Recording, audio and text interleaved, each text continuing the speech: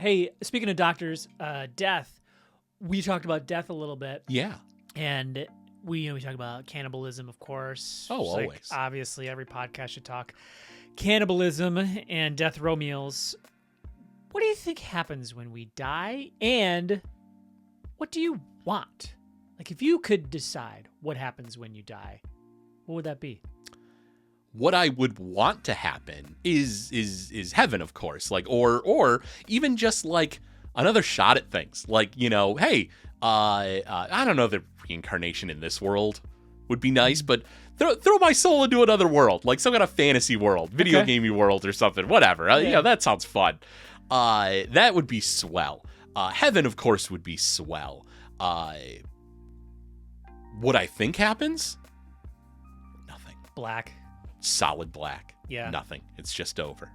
Done. Just like before you were born. Yeah. The void that you spawn from then claims you. I don't think that's a comforting thought. And I'm an atheist, that's just what I believe. But yeah, I think nothing. Yeah. I always wanted to be an atheist, but I never felt like I was smart enough to be an atheist. Because I always saw these atheists, and I'm just like, they would talk so slick about like the non-existence of God, and I'd be like, I'll never be able to like learn all that. Like, it seems like with every counterpoint, there would be like another counterpoint. So I never felt like I was smart enough. But I just am so ambiguous when it comes to, I don't even know if ambiguous is the right word. Agnostic, would you say? You just don't know? I think I'm agnostic, but I don't know.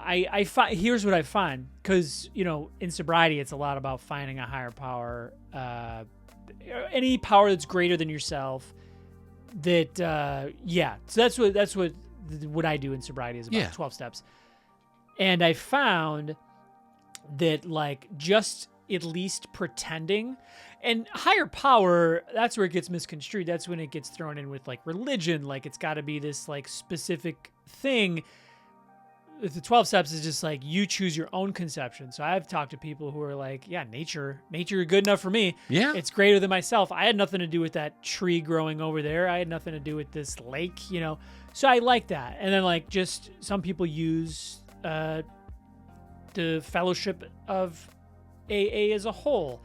And they're like, this is a room full of 60 to 70 people who all once couldn't stop drinking and now are not drinking. Mm-hmm.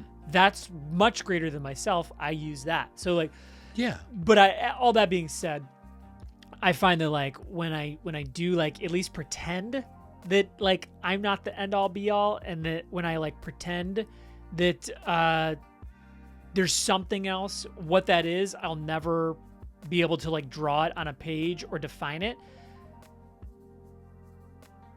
When I can like think that there's like something outside of myself, at least pretending, like what happens within me is I stop trying to like control things so much. Like to me, control and like letting go is like a big part of it. And I don't necessarily need like a Jesus Christ or like a Buddha or like a Allah. Like I don't need that to just know that like, okay, when I can let go and know that something else is doing all this, then it's just like I get this feeling of like like my brain quiets down, and I can be so much more useful to other people, and I can like make better decisions.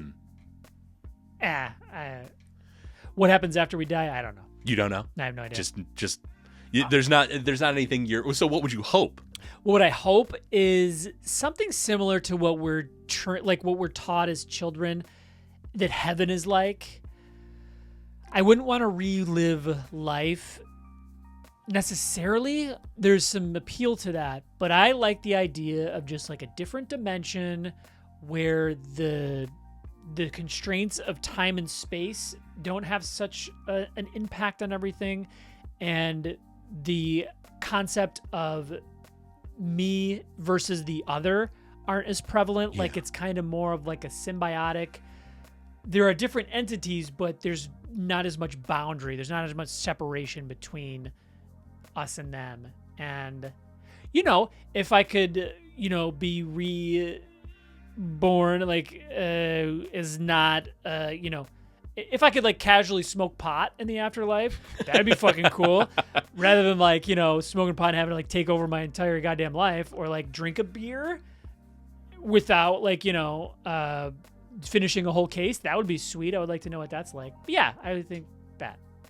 Yeah, I think that it's a comforting thought, and I think that you had half jokingly said that atheists are too smart and you can't go down that road.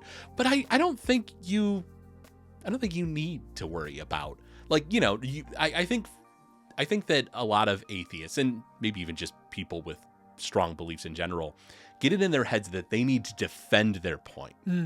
Like if someone came in, or even if you had said like, clearly there's proof of God, you're stupid, Craig. Okay, well, yeah, I might want to say like, well, let's chat about it. Let's debate this a bit, but really in the long run, it doesn't matter. Like, you being comforted by the idea of a higher power is good for you. And I'm happy for you that you have that. That's swell. I don't believe in that, but it doesn't impact me in the slightest that you do. I think if you were trying to impact me, like if you came in today and you're like, oh, Craig, we have a great show for you today, we're going to convert you. Like, okay, yeah, that might be weird and I'd be uncomfortable and I wouldn't like it. But I think so long as your beliefs, no matter what they are, aren't impacting those around you, then it's fine. It's the moment that those beliefs need to be inflicted upon others, no matter their form, then there's an issue, I think.